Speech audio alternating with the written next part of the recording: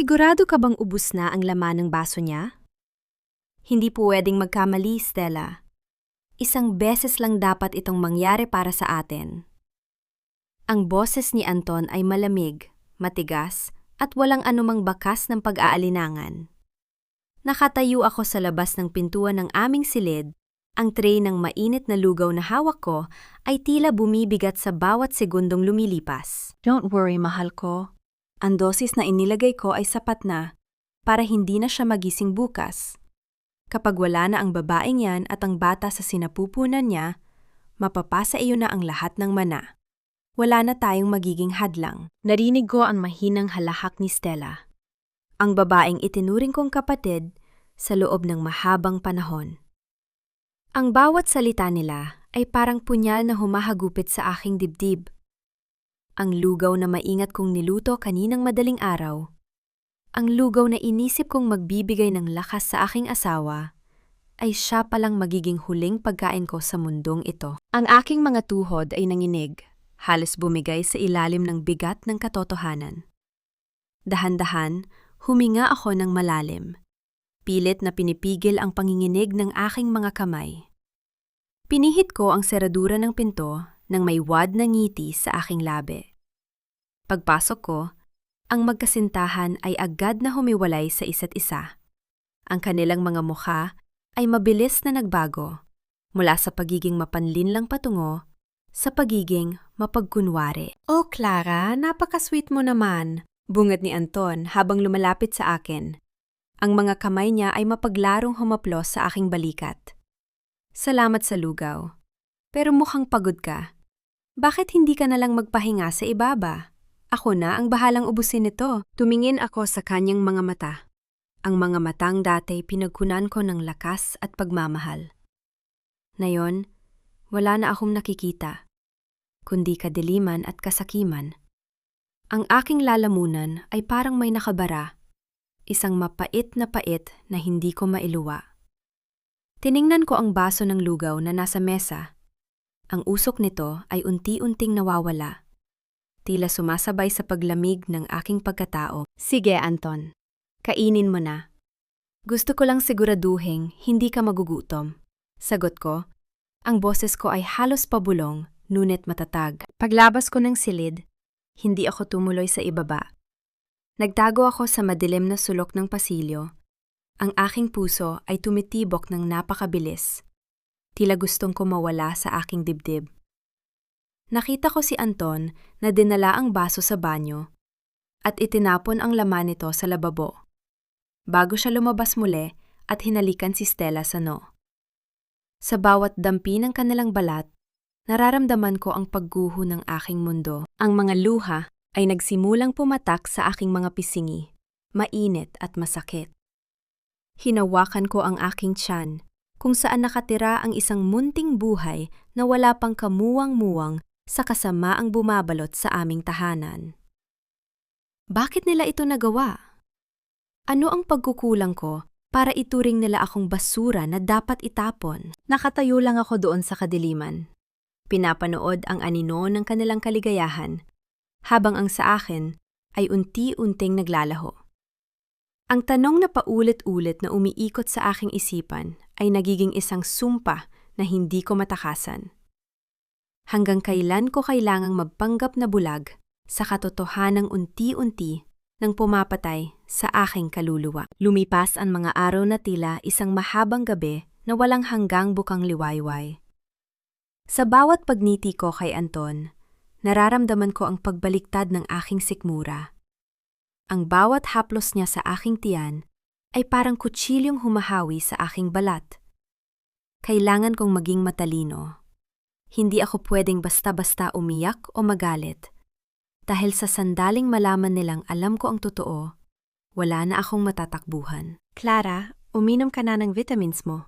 Utos ni Stella habang inilalapag ang isang baso ng tubig sa ibabaw ng hapagkainan. Tumingin ako sa tabletang kulay puti na nasa palad niya. Ang kanyang mga mata ay naniningkit, mapanuri, tila naghihintay na makita ang anumang bahid ng pagdududa sa aking mga mata. Salamat, Ate Stella. Ang bait mo talaga sa akin. Sagot ko, Pilit na pinapanatili ang boses na walang kaabog-abog. Itinago ko ang tableta sa ilalim ng dila ko, habang kunwari ay lumulunok ng tubig. Pagtalikod niya, mabilis ko itong idinura sa loob ng tissue na hawak ko sa ilalim ng mesa. Sa loob ng ilang linggo, tinitipon ko ang lahat ng mga gamot at pagkaing ibinibigay nila sa akin. Kailangan ko ng ebidensya. Kailangan ko ng patunay na hindi lang sila basta nananakit, kundi unti-unting pumapatay. Habang naglilinis ako sa bodega, nakita ko si Manang Belen na abala sa pag-aayos ng mga lumang gamit ng aking yumaong ina. Ang kanyang mga kamay ay nanginghinig habang pinupunasan ang isang lumang litrato. Manang, bakit po kayo umiiyak? Tanong ko. Nagulat siya at agad na itinago ang litrato sa loob ng isang kahon. Wala ito, Clara. Naalala ko lang ang iyong ina. Napakabuti niyang tao. Hindi siya nararapat sa sinapit niya. Ano po ang ibig ninyong sabihin? Huwag ka nang magtanong, iha. Ang tanging payo ko lang sa iyo, mag-ingat ka sa mga taong nakapaligid sa iyo ngayon. Hindi lahat ng nagmamahal ay tunay na nagmamahal. Bago pa man ako makasagot, narinig namin ang matinis na boses ni Stella mula sa sala. Clara, nasaan ka na naman? Ang bagal-bagal mo talagang kumilos. Napasinghap ako at mabilis na tumayo. Kailangan ko na pong bumalik, Manang. Huwag po kayong mag-alala sa akin. Paglabas ko, sinalubong ako ng isang matalim na tingin ni Stella. Anong ginagawa mo sa bodega? Nagtatago ka ba ng kung ano? Baka naman ginagawa mong dahilan ang paglilinis para makapag-isip ka ng kung ano-ano. Naglilinis lang po ako, ate. Mahinahon kong sagot, habang ang aking mga kamay sa ilalim ng mesa ay nakakuyom ng mahigpit. Dapat lang. Dahil kung may malalaman akong nagtataksil ka o may balak kang hindi maganda sa amin ni Anton, alam mo kung ano ang kaya kong gawin? Pagbabanta niya, sabay talikod ng buong pagyayabang. Nakatayo ako roon, mag-isa sa gitna ng malaking bahay na dating itinuturing kong tahanan. Ngayon, ang bawat sulok nito ay parang isang hawla na handang lamunin ako. Sino pa ang matitira sa akin kung pati ang asawa at kapatid ko ay nais akong mawala? Ang kaisipang ito ay parang nakabuhol na lubid sa aking leeg, pilit na hinihigpitan sa bawat paghinga ko. Gabi na, ngunit hindi makapikit ang aking mga mata. Ang bawat kaluskos sa labas ng aking silid ay nagpapatibok ng mabilis sa aking puso. Sa ilalim ng aking kama, nakatago ang isang maliit na kahon na naglalaman ng mga tableta at mga tirang pagkain na inipon ko sa nakalipas na mga araw. Ito ang aking sandata, ang katibayan ng kanilang kasamaan. Dahan-dahan akong bumangon at lumabas ng silid. Ang buong bahay ay balot ng katahimikan. Tanging ang tunog ng mga kuliglig sa labas ang naririnig. Nagtungo ako sa bodega kung saan ko huling nakita si Manang Belen. Kung may alam siya tungkol sa aking ina, maaring may alam din siya tungkol sa tunay na motibo ni na Anton at Stella. Manang, gising pa po ba kayo? Pabulong kong tawag. Walang sumagot. Pinihit ko ang pinto ng kanyang maliit na kwarto, bakante. Ngunit sa ibabaw ng kanyang mesa, may isang lumang libro na nakabukas. Nilapitan ko ito. Yon ay isang diary. Ang diary ng aking ina. Ang mga pahina ay madilaw na at ang sulat kamay ay bahagyang kumukupas. Binasa ko ang huling pahina. Natatakot ako. Nalaman ko ang lihim tungkol sa pinagmulan ni Stella. Hindi siya tunay na anak ng pamilyang ito. At ang pinakamasakit, siya ang dahilan kung bakit unti-unti akong nilalason ng mga taong pinagkakatiwalaan ko. Nanginig ang aking mga kamay. Stella, hindi siya kapatid? Ang pagtataksil na ito ay mas malalim pa kaysa sa aking inaasahan. Hindi lamang ito tungkol sa mana. Ito ay tungkol sa isang kasinungalingan na binuo nila sa loob ng maraming taon. Biglang may narinig akong yabag. Mabilis kong isinara ang libro at nagtago sa likod ng malaking aparador. Bumukas ang pinto ng bodega. Si Anton at si Stella, pumasok silang dalawa, mukhang nagtatalo.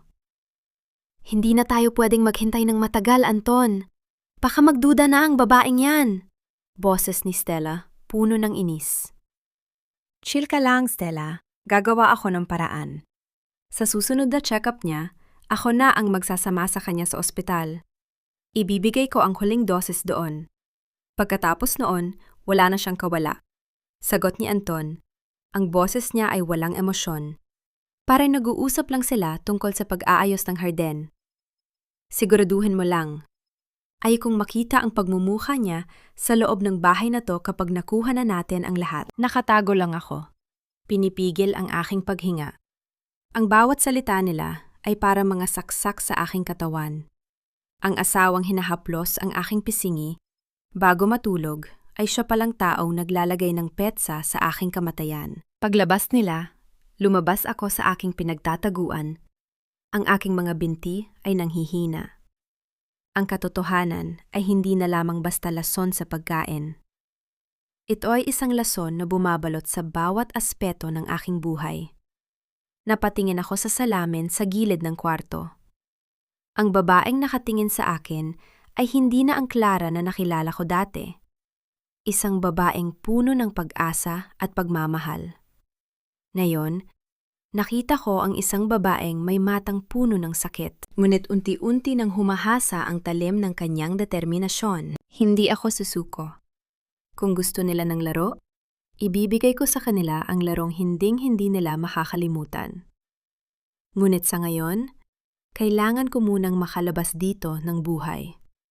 Kinabukasan, ang sinag ng araw na tumatama sa aking mukha ay tila isang pait na paalala ng aking sitwasyon. Ayon sa narinig ko kagabi, na yon ang araw ng aking check-up. Ito na ang sandaling hinintay ni Anton para tapusin ang lahat. Clara, handa ka na ba? Hihintayin na kita sa sasakyan. Tawag ni Anton mula sa ibaba. Ang boses niya ay malambing, puno ng wad na pag-aalala. Isang tinig na dati ay nagpapatibok ng aking puso, ngunit na yon ay nagpapalamig sa aking dugo. Sandali lang, Anton, pababa na ako.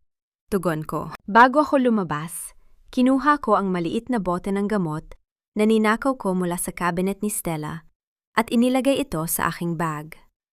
Kung may balak silang lasonin ako, kailangan kong maging handa. Tiningnan ko ang aking refleksyon sa salamin.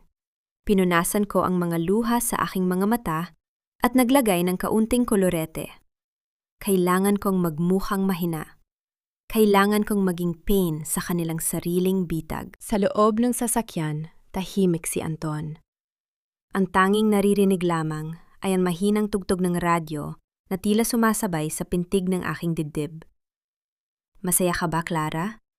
Malapit na tayong magkaroon ng sarili nating pamilya.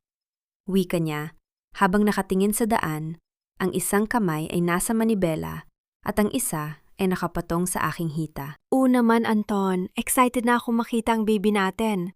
Sagot ko, pilit na pinapanatili ang isang matamis na ngiti. Gusto kong sumigaw. Gusto kong itanong kung bakit niya nagagawa ang lahat ng ito sa kabila ng pagmamahal na ibinigay ko sa kanya. Pero alam ko, ang bawat salita ay isang hakbang patungo sa aking kaligtasan o kapahamakan. Pagdating namin sa ospital, ramdam ko ang tensyon sa hangin. Dinala ako ni Anton sa isang pribadong kwarto sa halip na sa regular na clinic. Dito tayo sa VIP room para mas komportable ka, sabi niya. Hihintayin lang natin ang doktor na nag-aalaga sa'yo. Umupo ako sa kama. Ang aking mga kamay ay mahigpit na nakahawak sa aking bag. Ilang saglit pa, bumukas ang pinto. Pumasok ang isang lalaking nakaputing coat, may hawak na syringe na puno ng malinaw na likido. Hindi ko siya kilala. Hindi siya ang aking regular na OBGYN. Ito na ba ang kailangan niya, Doc? Tanong ni Anton. Ang kanyang mga mata ay naglalabasan ng isang kakaibang ningning. Oo, ito ang gamot para sa kanyang panghihina, sagot ng lalaki. Ang boses ay walang anumang emosyon. Tiningnan ko ang syringe. Alam ko, sa sandaling itusok ito sa akin, tapos na ang lahat. Tiningnan ko si Anton, at sa unang pagkakataon, hindi ako umiwas ng tingin. Nakita ko ang takot na saglit na sumilay sa kanyang mga mata dahil sa aking kakaibang pananahimik. Anton, tawag ko sa kanya. Ang boses ko ay kalmado, ngunit matalas na parang kutsilyo. Sigurado ka bang gamot lang ito? O ito na ang katapusan ng lahat ng pinagsamahan natin? Natigilan si Anton. Ang kanyang mukha ay naging maputla. Ano ang sinasabi mo, Clara? Sa sandaling iyon, biglang bumukas ang pinto. Isang matandang lalaking may otoridad ang pumasok, kasama ang 2 gwardiya ng ospital. Siya si Dr. Ernesto. Ang sikat na doktor na ang pangalan ay madalas kong marinig sa mga balita tungkol sa matatapat na mediko. Anong nangyayari rito? Tanong ni Dr. Ernesto. Ang kanyang boses ay umaalingaw-ngaw sa buong silid. Tumingin ako kay Anton, at sa pagkakataong ito, alam kong nagsisimula na ang tunay na laban. Nanigas si Anton sa kinatatayuan niya. Ang syringe na hawak ng lalaking kasama niya ay bahagyang nayanig. Hindi niya inasahan ang presensya ni Dr. Ernesto, ang direktor ng ospital, at kilalang tao na hindi basta-basta nadadaan sa suhol. Dr. Ernesto? Ano po ang ginagawa ninyo rito? Nauutal na tanong ni Anton. Ang kanyang mga kamay ay hindi mapakali. Pilit na itinatago ang syringe sa likod ng kanyang katawan. Hindi siya sinagot ng matandang doktor. Lumapit ito sa akin. Ang kanyang mga mata ay mataman na nakatitig sa aking muka. May kakaibang emosyon sa kanyang tingin. Isang timpla ng pagkagulat, pagkilala, at matinding pait. Clara, tawag niya sa aking pangalan. Ang kanyang boses ay nanginginig. Sinuot mo ba ang kwintas na bigay ng iyong ina? Ang kwintas na may pendant na hugis perlas? Napahawak ako sa aking dibdib. Ang kwintas na ito ay isang huling alaala na itinago ko sa ilalim ng aking damit. Isang bagay na hindi ko hinahayaang makita ni Numan. Paano niya nalaman? Paano ninyo po? Hindi ko na natapos ang aking sasabihin nang mabilis na humarang si Anton. Doc, mukhang nagkakamali kayo ng pinupuntahan. Kami po ay nareto para sa routine check-up ng aking asawa. Maari na kayong umalis. Giit ni Anton. Ang kanyang boses ay puno ng pagbabanta. Ngunit hindi na tinag si Dr. Ernesto. Tumingin siya kay Anton nang may matalim na otoridad. Ang babaeng ito ay hindi nangangailangan ng kung ano mang itinuturok mo, Anton. Kilala ko ang pamilyang pinanggalingan niya. At alam ko rin ang lihim na sinusubukan ninyong ibaon sa limot. Sa isang iglap, kinuha ng mga gordiya ang lalaking may hawak ng syringe. Napaluhod si Anton. Ang kanyang plano ay unti-unting gumuho sa harap ng kanyang mga mata. Tumingin ako sa kanya. Hindi na may takot, kundi may pagkamuhi na hindi ko na kayang itago. Clara, nakikinig ka ba? Maniwala ka sa akin. Hindi ko alam ang nangyayari. Pagsisinungaling pa rin ni Anton. Pilit na hawakan ang aking kamay. Iniwas ko ang aking kamay na parang nakadikit sa kanya ay apoy. Tama na, Anton. Sapat na ang lahat ng kasinungalingan. Alam ko na ang lahat. Alam ko ang tungkol sa lason at alam ko ang tungkol sa tunay na pagkatao ni Stella. Natigilan si Anton. Ang kanyang mga mata ay nanlaki. Paano? Hindi mo na kailangang malaman. Putol ni Dr. Ernesto sa kanya. Hinarap ako ng matandang doktor. Ang kanyang mga mata ay puno ng pag-asa. Clara, ako ang pinsan ng iyong ina. Matagal kitang hinanap. Ang pamilyang ito, ang mga taong nakapaligid sa iyo, ay hindi mo tunay na kaalyado. Sa sandali ngayon, parang gumuho ang lahat ng harang sa aking puso. Ang aking ama-amahan, ang taong nagligtas sa akin sa gitna ng panganib, ay narito sa harap ko. Ngunit sa halip na magpakasaya, isang mapanganib na plano ang nabuo sa aking isipan. Kung alam na nila ang lahat, mas mapanganib na magpakita ako ng lakas ngayon. Dahan-dahan, pinunasan ko ang aking mga luha at ibinalik ang huwad na anyo ng pagiging mahina. Dr. Ernesto, salamat po. Pero hindi ko na matandaan ang nakaraan. Pagkatapos ng aksidente ko sa hagdan noong nakaraang buwan, maraming bagay ang malabo sa akin. Nanlaki ang mga mata ni Dr. Ernesto, ngunit bago pa siya makapagsalita, sinanyasan ko siya ng isang maliit na pahiwatig. Kailangan nilang maniwala na wala akong alam para mas malalim ang hukay na kanilang babagsakan. Anton, tawag ko sa aking asawa na ngayon ay naguguluhan pa rin. Natatakot ako. Uwi na tayo, please? Tumingin si Anton kay Dr. Ernesto, pagkatapos ay sa akin. Isang masamang ngiti ang gumuhit sa kanyang mga labi. Akala niya ay naniwala ako sa kanyang mga dahilan. Hindi niya alam, ito ang simula ng kanyang tunay na bangungot. Sa bawat hakbang ko pabalik sa sasakyan, ramdam ko ang titig ni Anton na tila sinusuri ang bawat galaw ko. Ang takot na ipinapakita ko ay isang maskara. Isang sapot na hinabi ko para masiguradong hindi siya magdududa. Clara, sigurado ka bang okay ka lang? Baka kailangan nating bumalik sa doktor para sa isang mas detalyadong check-up? Tanong ni Anton habang nagmamaneho. Ang kanyang boses ay may bahid ng pag-aalala. Ngunit sa ilalim nito, nararamdaman ko ang kaba. Takot siyang baka may naalala na ako. Nakakapagod lang, Anton. Nalilito ako sa mga sinasabi ng matandang iyon. Sagot ko habang nakatingin sa labas ng bintana. Ang mga puno ay mabilis na lumilipas. Parang mga alaala na pilit kong binubura sa aking isipan. Sino ba siya? Bakit niya ako kilala? Humigpit ang hawak ni Anton sa manibela. Wala yon, Clara. Baka nagkakamali lang siya ng taong kinikilala. Alam mo naman ang mga matatanda. Mahilig mag-imbento ng kwento. Tumahimik ako. Ang bawat salita niya ay dagdag na patunay sa kanyang kasinungalingan.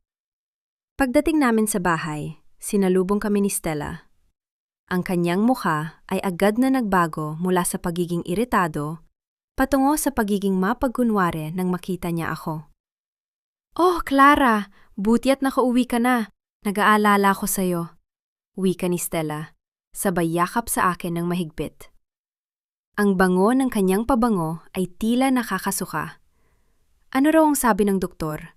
Okay na ba ang bata? Sabi ng doktor, kailangan ko lang magpahinga ng matagal. Sagot ko habang pilit na humihiwalay sa kanyang yakap. Nakakapagod ang araw na ito. Gusto ko na lang matulog. Sige, magpahinga ka na. Ako na ang bahalang maghanda ng hapunan mo.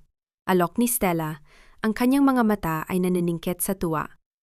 Alam ko kung anong ibig sabihin ng paghahanda niya. Isa na namang basong puno ng lason. Nang gabing iyon, sa loob ng aking silid, hindi ako natulog. Pinalitan ko ang laman ng basong gatas na iniwan ni Stella sa aking bedside table. Ibinalik ko ang lason sa lalagyan nito at nilagyan ko ang baso ng gatas na pambata. Maya-maya pa, narinig ko ang mahinang katok sa pinto. Si Stella, sinisiguro kung ininom ko na ang gamot. Clara, gising ka pa ba? Nagkunwari akong mahimbing na natutulog. Pumasok siya ng dahan-dahan, tiningnan ang basong wala ng laman at isang masamang ngiti ang gumuhit sa kanyang labi. Mabuti naman. Malapit na, Clara. Malapit na. Nang makaalis siya, dumilat ako. Ang aking mga mata ay puno ng determinasyon. Habang abala sila sa pag-iisip kung paano ako ubusin, sisimulan ko na ang pagbuwag sa kanilang mundo. Kinuha ko ang cellphone na lihim na ibinigay sa akin ni Dr. Ernesto sa ospital kanina. Walang contact number. Isang pangalan lang ang nakalagay. Lolo Ernesto. Lolo, handa na ako. Bulong ko sa sarili. Sisiguraduhin kong sa bawat lason na ibinigay ninyo, isang piraso ng inyong kinabukasan ang mawawala. Ang laram ito ay hindi na tungkol sa pag-iwas sa kamatayan. Ito ay tungkol sa paghihiganti na may kasamang katarungan. Ang susunod na mga araw ay naging isang madugong sayaw sa loob ng aming tahanan. Habang akala ni na Anton at Stella ay unti-unti na akong nanghihina dahil sa mga gamot na kunwari ay iniinom ko, unti-unti ko namang inilalantad ang kanilang mga lihim na transaksyon sa negosyo. Gamit ang tulong ni Dr. Ernesto, Unti-unti kong nalalaman kung paano nila nilulustay ang mana na iniwan ng aking ina. Isang gabi, nagpasya silang magdaos ng isang maliit na hapunan. Para ito sa kalusugan ng bata, sabi ni Anton, bagaman ang kanyang mga mata ay walang anumang bakas ng tunay na kagalakan. Ang hapagkainan ay punong-puno ng masasarap na putahe, ngunit para sa akin, ang bawat pagkain ay simbolo ng kanilang kasakiman. Nakaupo si Stella sa harap ko. Ang kanyang mga alahas ay kumikinang sa ilalim ng ilaw. Bawat isa nito ay galing sa perang ninakaw nila sa aking pamilya. Clara, kainin mo itong steak. Ipinagluto ka ni Anton. Wika ni Stella, sabay abot ng plato. Ang kanyang ngiti ay parang mga talim na pilit na pumapasok sa aking balat. Tiningnan ko ang steak. Alam ko, ito ang huling hakbang nila. Kung hindi uubra ang lason sa mga tableta, gagamit sila ng mas matapang na chemical sa pagkain. Kinuha ko ang aking tinidor, ngunit hindi ako kumain. Masarap ba, Clara? Bakit hindi ka kumakain? Tanong ni Anton, ang kanyang boses ay tila isang ahas na dahan-dahang gumagapang. Tiningnan ko sila ng diretso sa kanilang mga mata. Anton, Stella, hindi niyo ba napapansin? Ang bahay na ito, parang may iba. Anong ibig mong sabihin? Tanong ni Stella, bahagyang nagbago ang timpla ng kanyang mukha. Parang may sumpa, patuloy ko, habang dahan-dahang ibinababa ang aking kubyertos. Sabi nila, ang lahat ng kasamaang itinanim ay aanihin din sa huli. Hindi ba kayo natatakot na baka ang susunod na uupo sa upuang ito ay ang multo ng mga taong winasak ninyo? Tumawa ng mapakla si Stella. Anong pinagsasabi mo, Clara? Masyado ka ng maraming iniisip. Kumain ka na lang. Hindi na kailangan, sagot ko. Dahil nalaman ko na ang totoo. Tumayo ako. Ang kanilang mga muka ay biglang nagbago. Ang kanilang mga maskara ay unti-unting nalalaglag. Anong nalaman mo? Madiin na tanong ni Anton. Ang kanyang boses ay naging seryoso at walang emosyon. Nalaman ko na hindi lang kayo magnanakaw ng pera. Sabi ko, ang boses ko ay matatag at puno ng kapangyarihan. Magnanakaw kayo ng buhay. At ngayong gabi, tapos na ang inyong pagpapanggap. Bago pa man sila makatayo, narinig namin ang malakas na pagbukas ng pinto. Ilang pulis ang pumasok, kasama si Dr. Ernesto. Ang mukha ni na Anton at Stella ay naging kulay puti. Parang mga bangkay na nabubuhay.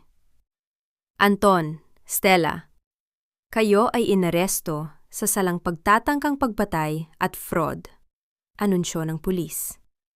Tumingin si Stella sa akin. Ang kanyang mga mata ay puno ng matinding poot. Clara, akala mo ba tapos na ito? Balang araw, pagbabayaran mo ito, ngunit hindi na ako natakot.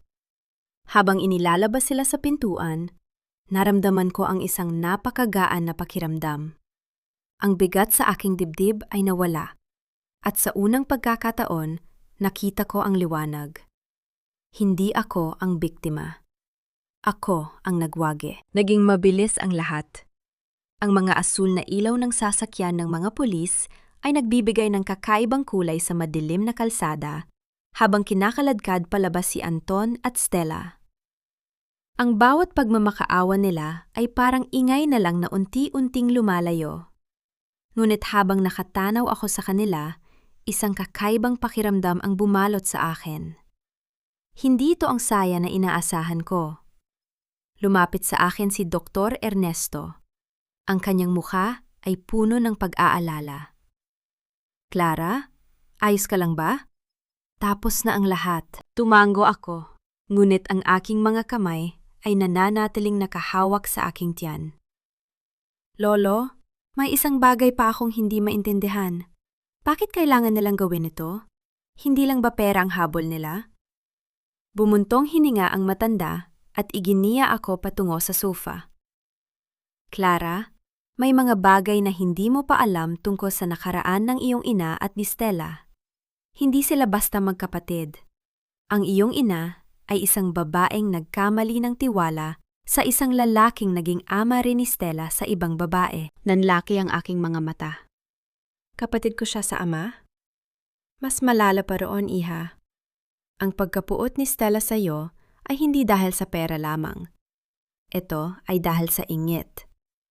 Sa lahat ng pagkakataon, ikaw ang laging pinili ng iyong ina. Samantalang siya ay kailangang magmakaawa para sa kaunting atensyon. Habang pinakikinggan ko ang bawat detalye, unti-unting nabubuo ang puzzle sa aking isipan. Pero isang bagay ang hindi pa rin malinaw.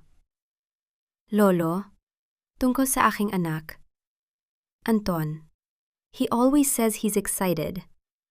Pero nitong mga huling araw, parang may kung anong pag-aalinlangan sa kanyang mga mata tuwing tinitingnan niya ang aking sinapupunan. Kinuha ni Dr. Ernesto ang isang envelope mula sa kanyang bag.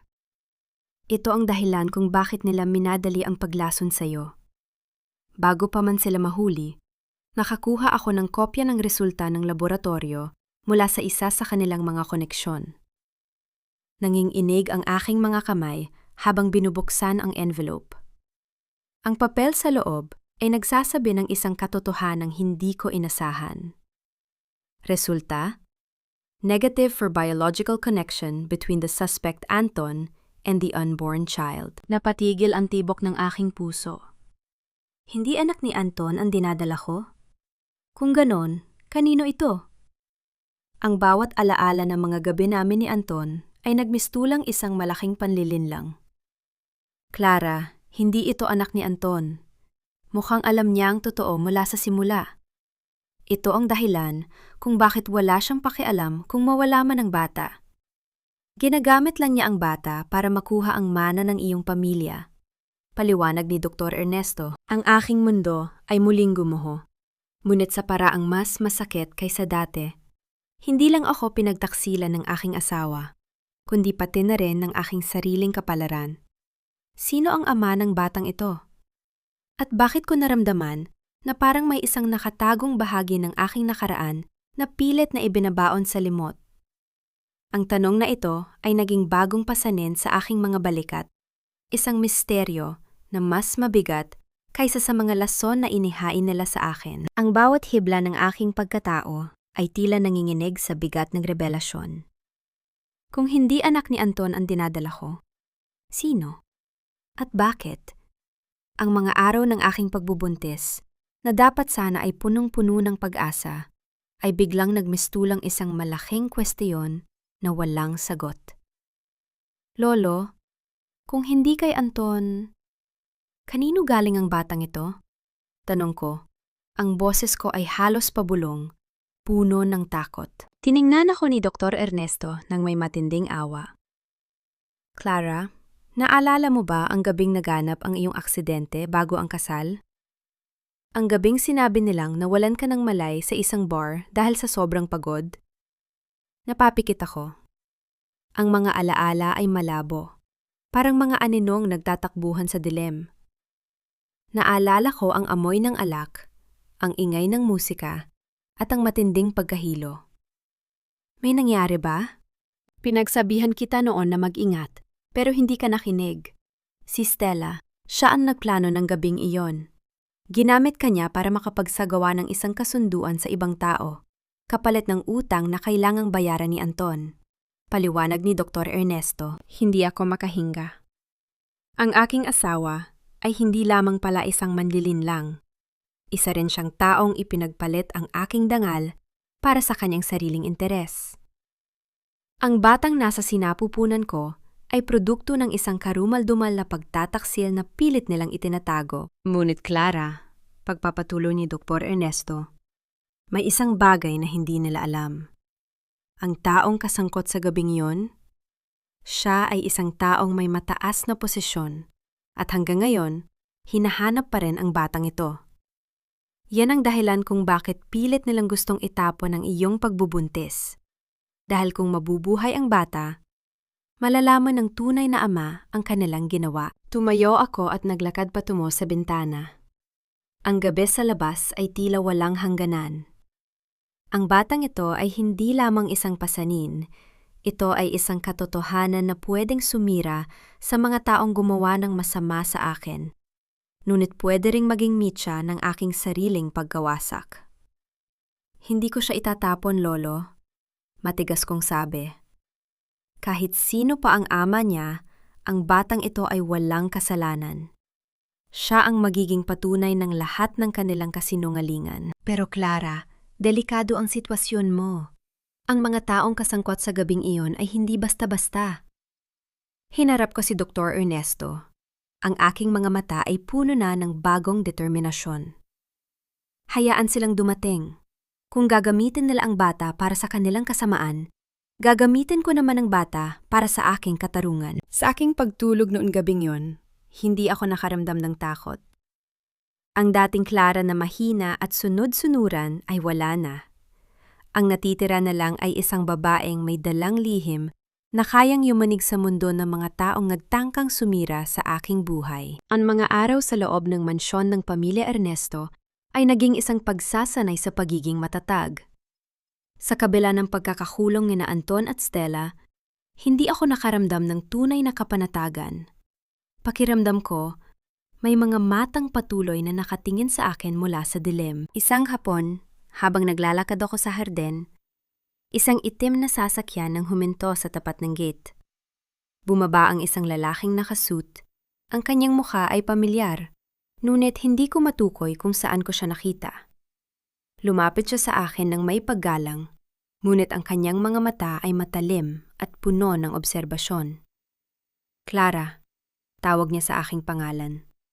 Ang boses niya ay malalim, isang boses na parang naguutos sa hangin.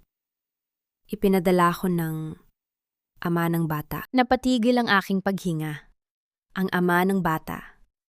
Ang taong ipinagpalit ni Anton para sa kanyang mga utang. Sino ka? Tanong ko. Pilit na pinatitibay ang aking boses. Ang pangalan ko ay Marcos. Ang taong kinakatawan ko ay matagal nang naghahanap sa'yo. Hindi niya alam na ang gabing yon ay isang bitag.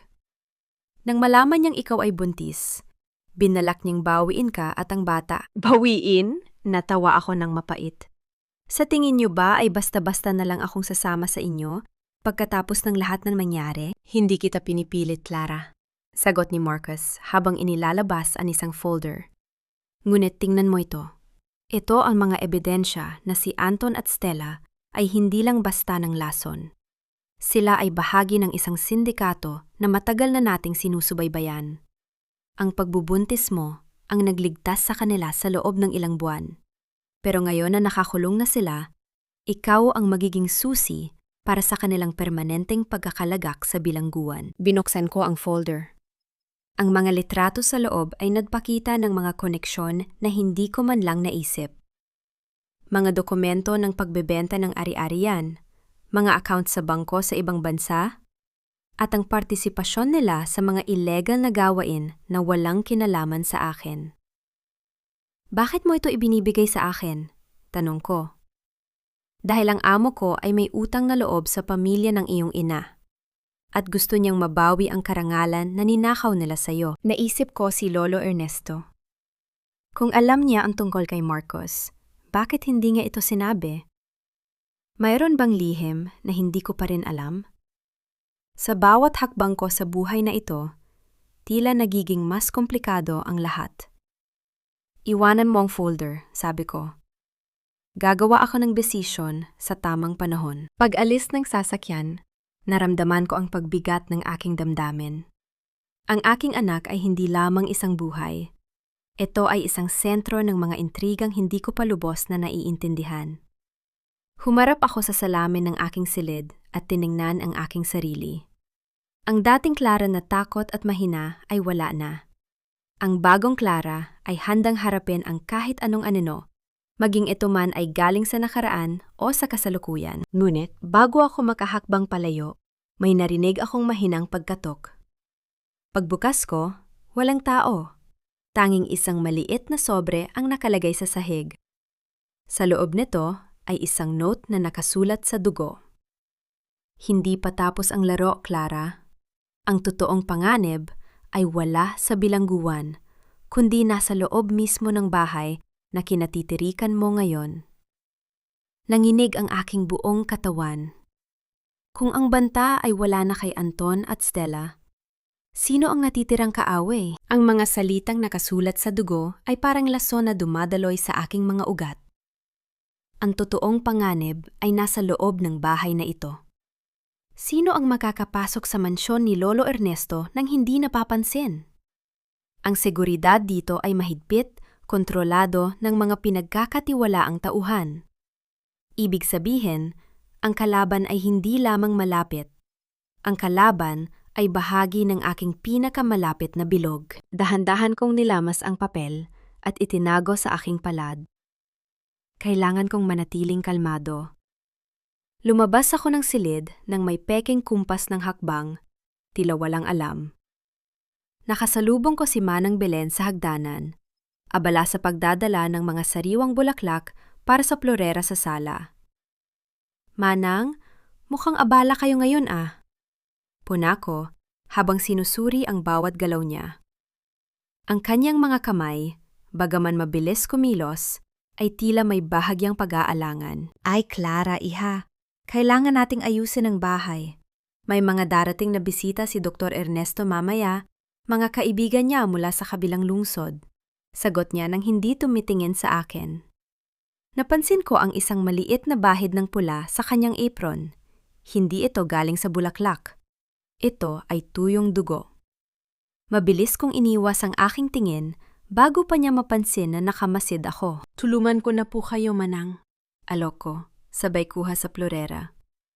Sa paghawak ko rito, aksidente kong napindot ang bulsa ng kanyang apron. May matigas na bagay sa loob. Hindi ko ito kinuha, pero naramdaman ko ang hugis nito. Isang susi. Isang susi na hindi karaniwan sa mga gamit sa loob ng bahay. Huwag na, iha. Magpahinga ka na lang. Masama sa bata ang napapagod. Pakiusap niya at sa pagkakataong ito, tumingin siya sa akin. Ang kanyang mga mata ay hindi ang matandang Manang Belen na nakilala ko. Ang mga mata niya ay puno ng lamig at babala. Tumalikod ako at naglakad patungo sa aking silid. Ngunit hindi ako pumasok. Nagtago ako sa likod ng malaking kurtina sa pasilyo. Nakita ko si Manang Belen na naglakad patungo sa library ni Lolo Ernesto.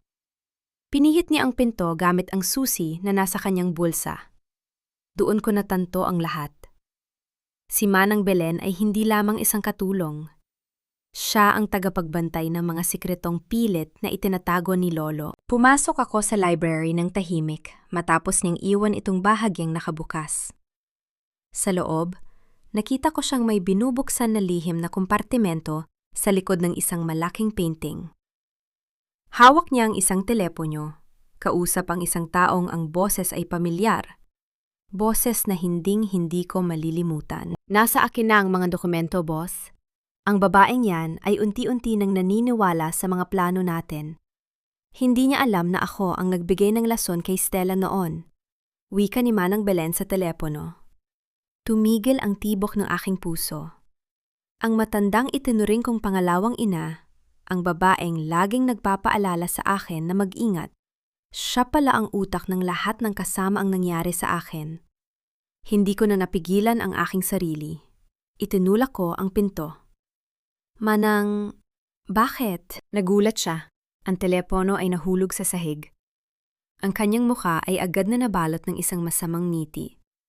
Clara, masyado kang mabilis matuto, pero huli na ang lahat. Bago pa man ako makatakbo, inilabas niya ang isang maliit na baril mula sa kanyang baywang. Ang kumpidensyal na seguridad ng bahay na ito ay naging isang bitag para sa akin. Ang dulo ng baril ay nakatutok ng diretso sa aking tiyan. Ang bawat paghinga ko ay tila isang malalim na paglubog sa malamig na tubig. Ang matandang babaeng nag-aruga sa akin, ang babaeng laging nagbabalat ng prutas at nagtatakip ng kumot sa tuwing ako'y giniginaw, ay wala na. Ang nakaharap sa akin na yon ay isang mamamatay tao. Bakit, Manang? Bakit kailangang umabot sa ganito? Tanong ko, ang boses ko ay nanginginig. Ngunit pinipilit kong panatilihing tuwid ang aking tayo. Ano ang nagawa ko sa'yo? Tumawa siya ng mapakla, isang tunog na parang kalawang na nagkikiskisan. Hindi mo naiintindihan, Clara. Ang mundo ay hindi umiikot sa pagiging mabuti. Umiikot ito sa kapangyarihan. Ang iyong ina, siya ang dahilan kung bakit namatay ang aking anak dahil sa kanyang kapabayaan noon. Siningil ko lang ang utang na loob. At ginamit mo si Stella? Ginamit mo si Anton? Sila ay mga sunod-sunuran lamang. Madaling manipulahin ng mga taong sakim. Pero ikaw, Clara, ikaw ang pinakamahirap tanggalin dahil sa iyong pagiging inosente. Dahan-dahan siyang lumapit. Ang bawat yabag niya sa sahig ay parang hatol ng kamatayan. Ngayon, tapusin na natin ito. Mawawala ka at ang batang yan ay magiging abo na rin. Sa isang iglap, naisip ko ang bata sa aking sinapupunan. Hindi ako pwedeng mamatay dito. Hindi sa kamay ng isang taong puno ng pot. Tumingin ako sa paligid, naghahanap ng anumang bagay na magagamit ko. Sa ibabaw ng mesa, nakita ko ang plorera na bitbit ko kanina. Manang, sandali! Sigaw ko sabay turo sa pintuan. May tao! Paglingon niya, mabilis kong ibinato ang plorera sa kanyang direksyon. Hindi siya natamaan, ngunit ang ingay ng pagbagsak nito sa sahig ay sapat na para mawala ang kanyang konsentrasyon. Sa isang kisap mata, sinunggaban ko ang kanyang braso at pinilipit ito. Nagkaroon ng agawan sa baril. Ang aming pagpupumiglas ay nagdulot ng gulo sa loob ng library. Ang bawat upuan ay natutumba. Ang mga libro ay naglalaglagan. Putok! Isang bala ang tumama sa dingding. Pareho kaming napahinto. Ang tunog ng putok ay tila gumising sa buong mansyon. Maya-maya pa, narinig ko ang mabilis na yabag ng mga tauhan ni Lolo Ernesto mula sa labas. Manang, tapos na ang laro mo! Sigaw ko, habang pinipilit kong agawin ang baril. Hinding-hindi! Sigaw niya, at sa isang huling pagtatangka, itinulak niya ako ng malakas. Tumama ang aking likod sa gilid ng mesa, at isang matinding sakit ang gumuhit sa aking tiyan. Napadaayang ako. Ang sakit ay hindi matitiis. Parang may kung anong humahawi sa aking katawan. Pagbukas ng pinto, nakita ko ang mga security personnel kasama si Dr. Ernesto. Ang kanilang mga mukha ay puno ng pagkagulat.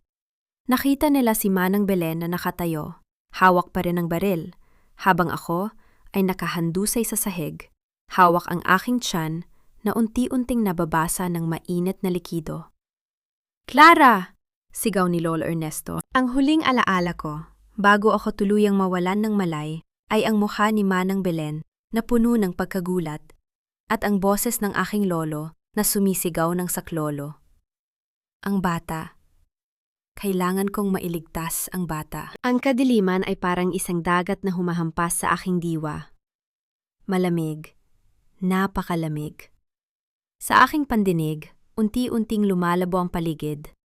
Ngunit naririnig ko ang boses ni Lolo Ernesto na tila galing sa napakalayang lugar. Dalhin ninyo siya sa operating room! Ngayon din! Huwag hahayaan na mawala ang bata! Ang sakit sa aking tiyan ay naging isang pasanin na hindi ko kayang dalhin.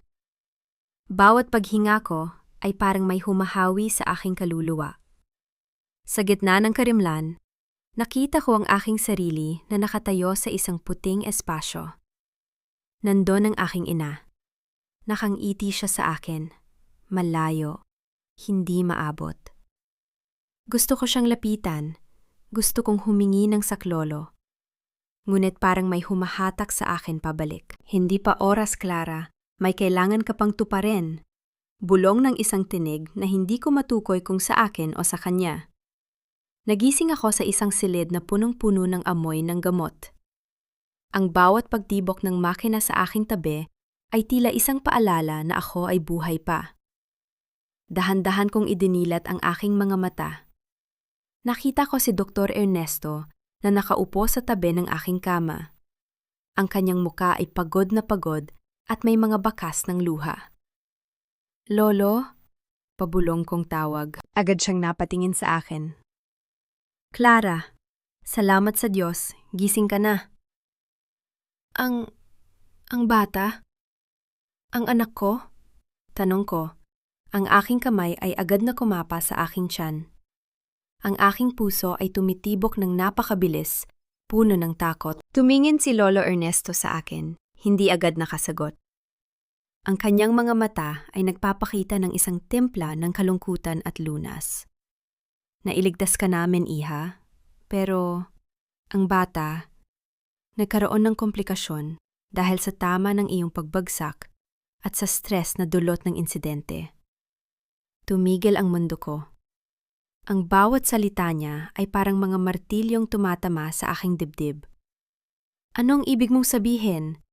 Lolo, sabihin mo sa akin na ayos lang siya. Kailangan niyang manatili sa loob ng incubator. Masyado siyang maagang isinilang, Clara. Napakarupok ng kanyang kalagayan na yon. Depende ang lahat sa mga susunod na oras. Sa kabila ng hapdi ng aking sugat, pilit akong bumangon. Gusto kong makita ang anak ko. Gusto kong hawakan ang kanyang kamay kahit na ito ay sa pamamagitan ng salamin lamang. Ipakita niya sa akin, Lolo.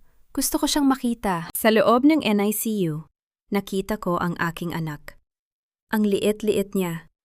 Napapalibutan ng mga tubo at wire. Nakita ko ang maliit niyang dibdib na humihinga ng napakababaw. Sa sandaling iyon, ang galit ko kay Manang Belen, ang put ko kay Anton, at ang takot ko sa nakaraan ay nawala. Ang natira na lamang ay isang malalim na pagmamahal at pangako. Hinding-hindi kita pababayaan. Bulong ko sa harap ng incubator. Kahit anong mangyari, lalaban tayo. Pagtalikod ko, nakita ko ang isang figura sa labas ng pintuan. Si Marcus. Ang taong kinakatawan ang ama ng bata. Hindi siya pumasok. Ngunit ang kanyang mga mata ay nakatuon sa aking anak. Alam ko sa sandaling iyon, hindi na lang basta paghihiganti ang aking pakikipaglaban. Ito ay laban na para sa kinabukasan ng munting anghel na ito. 2 linggo ang nakalipas. Ang mansyon ni Lola Ernesto ay muling naging sentro ng gulo. Ngunit sa pagkakataong ito, ako na ang may hawak ng alas.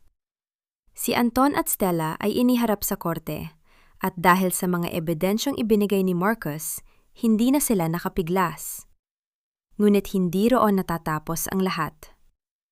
Ang taong nasa likod ni Manang Belen, ang tunay na mastermind, ay nagpadala ng mensahe. Ibalik mo ang bata o mawawala ang lahat ng mahal mo. Nagpasya akong gawin ang isang mapanganib na hakbang.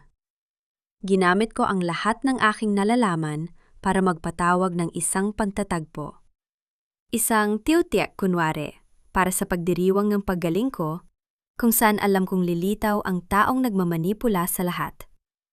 Ang sala ay puno ng mga bisita, ngunit ang aking mga mata ay nakapako sa isang lalaking nakasuot ng madilim na coat sa sulok. Si Don Roberto, ang negosyanteng dati ay itinuring na kaibigan ng aking ama. Siya ang taong kasangkot sa gabing iyon. Clara, nakikita ko ang determinasyon sa iyong mga mata. Wika niya nang lumapit ako sa kanya, may hawak na basong alak. Akala mo ba ay tapos na ang lahat dahil nakakulong lang ang mga aso mo? Hindi sila aso, Don Roberto. Sila ay mga instrumento mo, sagot ko.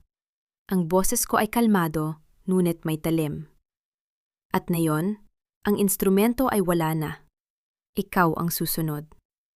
Matapang ka, humalahak siya. Pero tandaan mo, ang batang nasa ospital, madali siyang mawala. Huli na ang lahat, sagot ko sabay senyas kay Marcos. Biglang pumasok ang mga tauhan ni Marcos, kasama ang ilang opisyal ng gobyerno. Ipinakita sa malaking screen sa sala ang lahat ng recorded na usapan namin ni Manang Belen. Pati na ang mga ebidensya ng illegal na transaksyon ni Don Roberto na konektado sa pagtatangkang pagpatay sa akin. Pati ang mga koneksyon mo sa sindikato, Don Roberto, ay nasa kamay na ng otoridad, pahayag ko. Namutla ang kanyang muka. Sinubukan niyang lumabas, ngunit hinarang siya ng mga pulis. Sa gitna ng kaguluhan, nakita ko siyang napaluhod. Ang kanyang kapangyarihan ay naglaho na parang usok. Hinarap ko siya sa huling pagkakataon. Ang batang ipinagpalit mo sa iyong kasakiman ay hindi mo kailanman magiging pag-aari. Dahil sa bawat patak ng dugo ko, ipinangako ko na ang katarungan ay mananig. Habang inilalabas si Don Roberto, naramdaman ko ang pagtapik ni Dr. Ernesto sa aking balikat. Nagtagumpay ka, Clara. Ang lahat ay tapos na. Ngunit habang tinitingnan ko ang paligid, ang mga taong nagtataksil, ang mga nasirang buhay, ang pagod na aking dinanas, nagtanto ko na ang paghihiganti ay hindi nagbibigay ng kaligayahan. Ito ay nagbibigay lamang ng kalayaan. Hindi pa tapos, Lolo, sagot ko. Dahil ang tunay na laban ay ang paghilom ng aking anak at ang pagbuo muli ng aking buhay. Ang bagyo ay lumipas na. Ang langit sa labas ay nagsisimula ng maging malenaw. At sa unang pagkakataon, ang hangin na aking nalalanghap ay hindi na amoy lason. Ito ay amoy ng bagong simula. Ang huling mga araw ng paglilitis ay tila isang mahabang paghuhugas ng sugat. Ang bawat testimonya, ang bawat ebidensya na inilatag sa harap ng hukuman, ay unti-unting nagpabagsak sa mga taong sumubok na pumatay sa aking kinabukasan. Si Anton, Stella, at Don Roberto ay hinatulan ng habang-buhay na pagkabilanggo. Habang binabasa ang hatol, wala akong naramdamang awa. Tanging ang kapayapaan na matagal ko nang hinahanap. Ngayon, nakatayo ako sa harap ng NICU. Hinihintay ang paglabas ng aking anak. Clara, handa ka na ba? Tanong ni Dr. Ernesto. Ang aking lolo, ang taong nagbigay sa akin ng pangalawang buhay, ay nakangiti sa akin ng may pagmamalaki. Handang-handa na po, Lolo, sagot ko. Inilabas ng nurse ang aking sanggol. Ang kanyang mga mata ay bahagyang nakabukas. Tila tinitingnan ang mundo na malayo na sa panganib. Ang kanyang pangalan ay Clara Esperanza. Ibig sabihin ay pag-asa. Paghawak ko sa kanya, naramdaman ko ang init ng buhay. Ang bawat sugat sa aking nakaraan ay naghilom sa isang iglap. Hindi ko na kailangang lumingon pa sa likod. Ang mga lason, ang mga kasinungalingan, ang mga pagtataksil, lahat ng iyon ay bahagi na lamang ng isang kasaysayan na hindi na kailanman magdidikta sa aking bukas. Sa labas ng ospital, nakita ko si Marcos. Hindi siya lumapit, ngunit yumuko siya sa akin bilang paggalang. Alam ko na ang kanyang amo, ang tunay na ama ng aking anak, ay piniling manatili sa anino, binabantayan ng aming kaligtasan mula sa malayo. Hindi ko siya kailangang hanapin, at hindi ko na kailangang humingi ng paliwanag. Sapat nang alam kong may nagmamahal sa munting anghel na ito. Sumakay kami sa sasakyan pabalik sa isang bagong tahanan. Isang maliit, ngunit punong-puno ng liwanag na bahay sa probinsya. Walang mga lason, walang mga wad na pangako. Tanging ako, ang aking anak, at ang katahimikan ng paghilom. Bago kami umalis, lumingon ako sa mansyon na dati kong pinagsilbihan. Doon, naramdaman ko ang huling pagpapaalam. Hindi ako galit. Hindi ako nagtatanim ng sama ng loob. Dahil ang pinakamalaking paghihigante sa mga taong sumubok na sirain ka ay ang mabuhay ng masaya, matiwasay, at punong-puno ng pag-ibig. Clara Esperanza, bulong ko sa aking anak. Tayo na. Magsisimula na tayo. Ang sasakyan ay dahan-dahang lumayo, tinatahak ang daan patungo sa isang kinabukasan na akin ng pagmamay-ari. Ang bagyo ay lumipas na, at ang bahaghari ay nareto na para salubungin kami. 5 taon ang lumipas. Ang sariwang hangin ng probinsya ay nananatiling matamis at payapa, malayo sa ingay at dumi ng nakaraan. Nakaupo ako sa beranda ng aming maliit na bahay, habang pinapanood si Esperanza na masayang naghahabol ng mga paro-paro sa malawak naming hardin. Ang kanyang tawa ay parang musika.